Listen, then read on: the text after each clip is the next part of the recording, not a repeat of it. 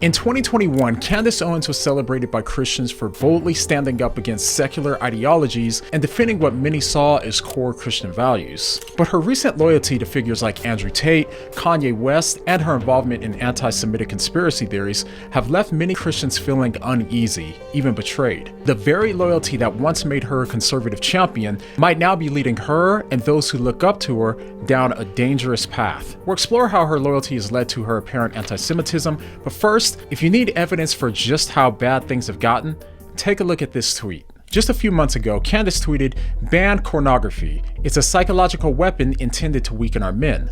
She followed up by saying that it was created by the most deprived people among us and that we should stigmatize every person who defends or profits from it. Now, most Christians supported this sentiment, believing that she was standing for Christian values that promote family and well-being. She even tweeted that the men who struggle with pornography are the intended victims, but this is where things get complicated. You see, her stance made it all the more confusing when she defended and protected someone like Andrew Tate, who, right before his arrest, was bragging about exploiting men with porn, saying, "Chicks would sit there and hit a keyboard that wasn't plugged in, and me and my brother, and eventually some staff I trained, would do all the talking. We were taking their money, all of it. I had these guys selling their houses, life savings, loans, all of it to me. Give me it all." You'd have a guy. Feel bad or no? No, give a solitary So it's ironic that she condemned porn as a weapon to weaken others, yet Tate bragged about doing exactly that just months before his arrest. She said that those who profit off of it should be stigmatized, yet right before the pandemic, Tate tweeted, "I make corn. I made so much corn that I made millions. You consume corn. I am God. You are an effing loser." But we knew that already. Learn how to make money by making corn here. But she never stigmatized Tate for it. And all of this is weird because even in her most recent interview of Tate, she talked to him about how bad she thinks that corn is. But this is the same guy who only a few years ago bragged about getting men addicted to corn in order to control them, tweeting, "I super hope the corn addiction gets out of control and ruins everyone's lives. I hope everyone suffers, and I don't want to help anyone break free at all. Keep watching cam girls. I want more money." And if you're doubting that this was his Twitter account, he confirmed it in multiple other clips online as well. So now keep in mind that this is the same guy who recorded himself during the COVID lockdowns saying that he was still running a webcam business. And despite this, Candace still claims that his webcamming business was over 10 years ago. What he said 10 years ago. So this video is from 10 years ago. Looking back 10 years. When you talk about Candace from 10 years ago. Fortunately, I had no cameras in my face 10 years ago. The idea that you did something 10 years ago. This is 10 years ago. Talk about these things from 10 years ago. Again, if you found Candace 10 years ago. Which contradicts the facts, Tate's own recorded testimony, and his countless tweets. And still to this day, she continues campaigning for Tate, spreading all kinds of falsehoods for him. But all of this has left Christians confused. I mean, on the one hand, she talks about her strong conviction against corn, while on the other, she continues to platform and defend Tate despite his entire empire being built on corn. Well, the only way that this would make sense is if Candace didn't know Tate or about Tate prior to his arrest. So, is that what happened? Well, we may have gotten a little more insight into that question during a recent live stream Candace did a few days ago, but not based on what she said, instead based on what was behind her. If you've watched any of her streams from her home office, you may have noticed something interesting. If you zoom in right here, you can see a picture of her husband, George Farmer, from what appears to be several years ago. And if you look to the side of him, he's sitting next to none other than Andrew Tate. Now, we knew that Tate and Candace had met before, but what we didn't know was how deep it really went. According to her husband, he's known Tate for a very long time. I've known Andrew since before Andrew was Andrew. You know what I mean? I've known Andrew since before he was famous, I guess.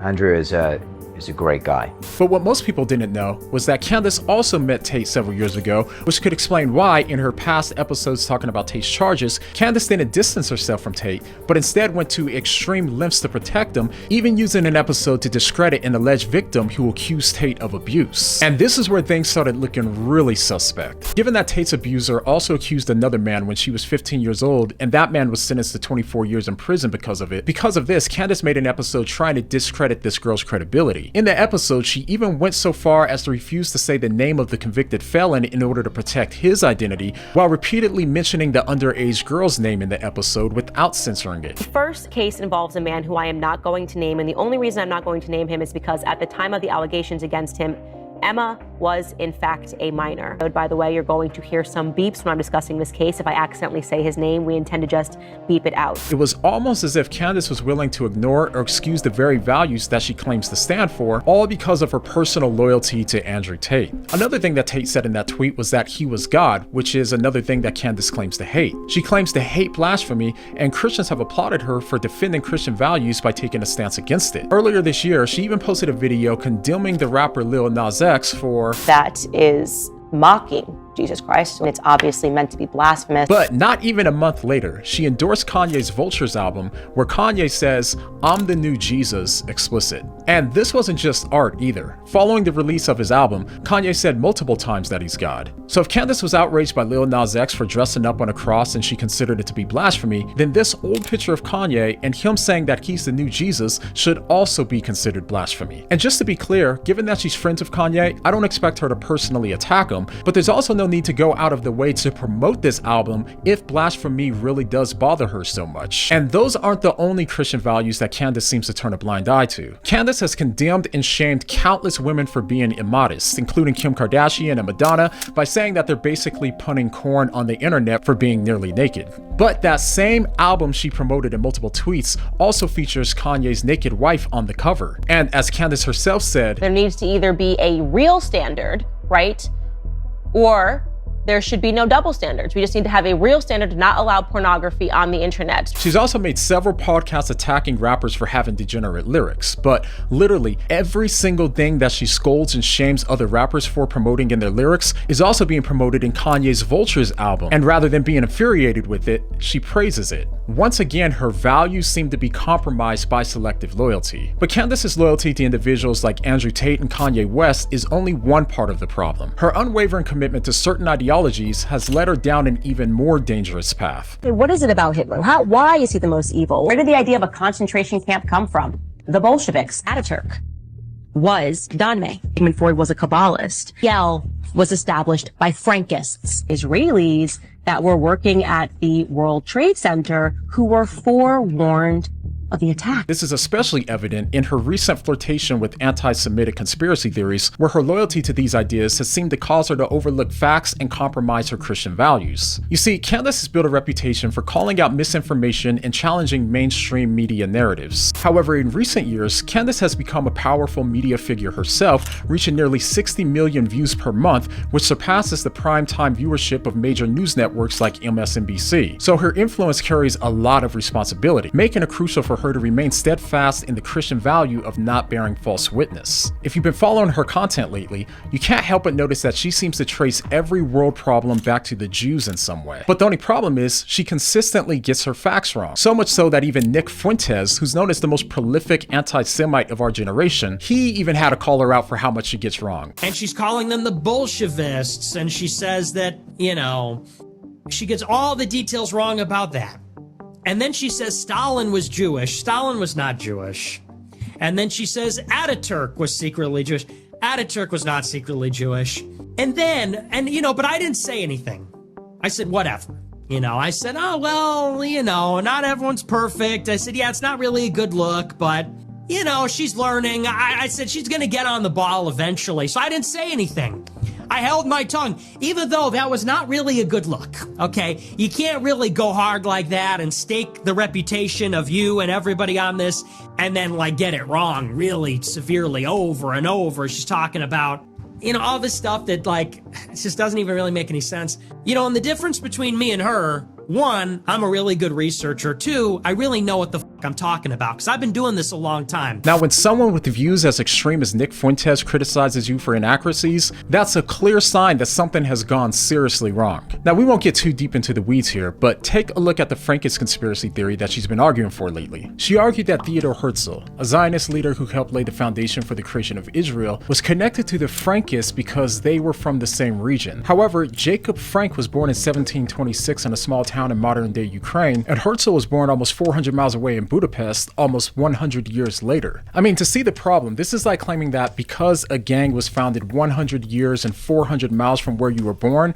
that you must be a part of it. And she was also wrong about Leo Frank being a Frankist, a claim that lacks historical support and seems to be based on only a shared last name. She claimed that the Frankists were responsible for mission Christians, which is something that they weren't even accused of. So the pattern of inaccuracies is frequent and concerning, particularly when discussing sensitive topics like these. And I get that it's easy to get caught up in compelling stories, but it's also crucial to approach these sorts of topics with careful research and an open mind. Scholars have found significant issues with all of these claims, and of course that doesn't mean that we should just dismiss these concerns outright, but it does mean that we should be especially cautious and make sure we're not unintentionally spreading harmful misinformation, especially when we have platforms as big as hers. So her frequent pattern of getting things wrong has understandably led to significant pushback against her claims. And this is one of the reasons for why her claims have been receiving so much pushback. One commenter on Twitter said, "Interesting.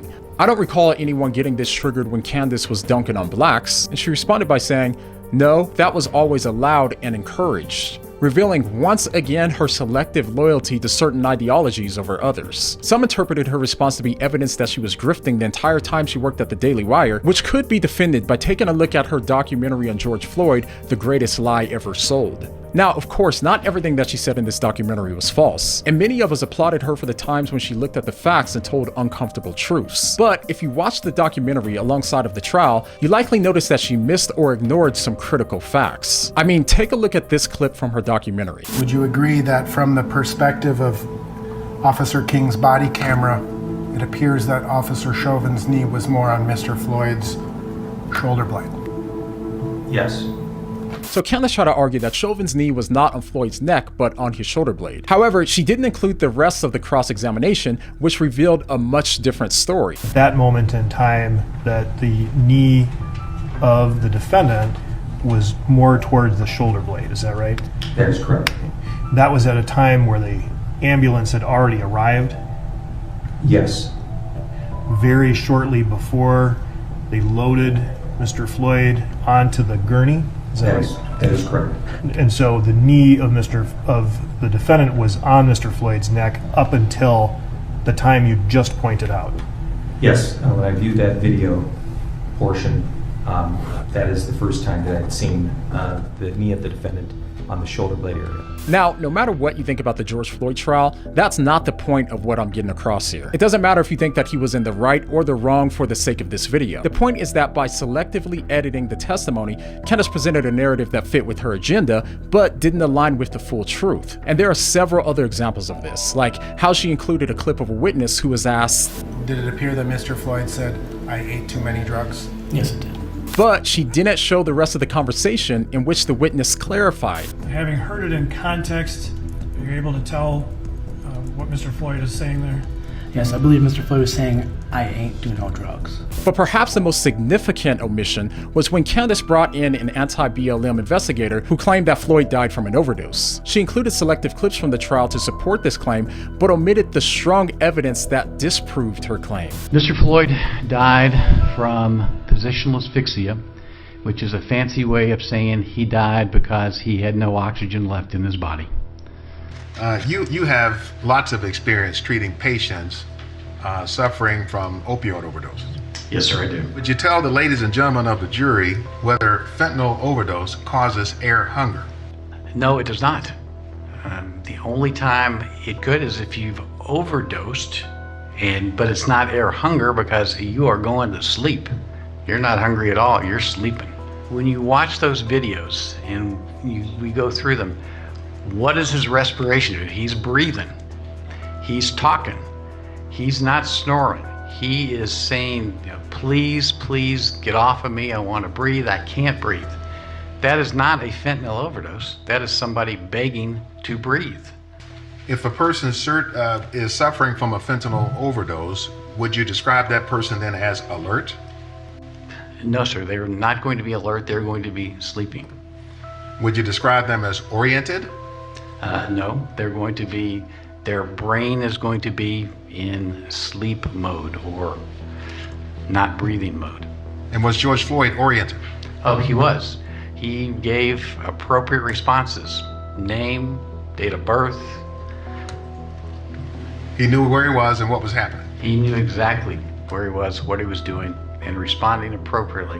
This omission not only misrepresented the medical evidence, but it also downplayed the severity of Floyd's struggle to breathe. Her selective editing and omissions of critical facts throughout the entire documentary highlight a pattern of her misleading her audience to fit a narrative which compromises the Christian value of impartiality in pursuit of the truth. And to be clear, I am not accusing her of doing this intentionally because I have no idea what her motives are. But given how often she seems to get her facts wrong or presents partial facts that are misleading, it's no wonder why her credibility is being seriously questioned, especially by Christians who once supported her. Alright, so as we've seen, Candace's actions reveal just how easy it is to let our loyalty cloud our judgment and lead us away from the truth. And this isn't just about Candace, it's a reminder for all of us, including myself. In the Gospels, we see that Jesus not only exemplified perfect integrity, truthfulness, and impartiality, but he also challenged the bias and loyalties of those around him. He taught us to love our neighbors as ourselves, to stand up for the truth, and to avoid showing favoritism. And unlike most of us, Jesus never compromised his values to gain favor with the crowd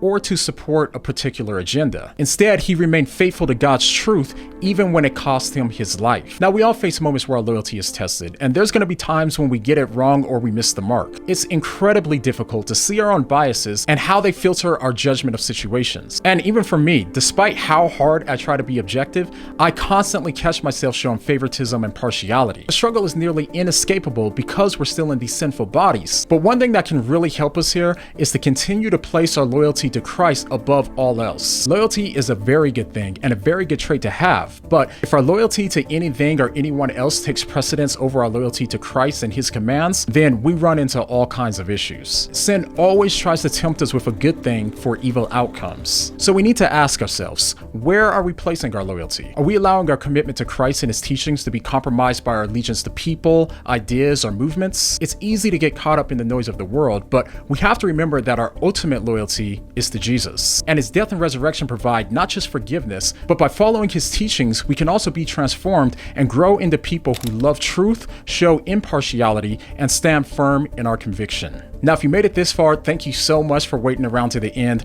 If you haven't seen one of these videos, go ahead and check them out, and I'll see you guys next time.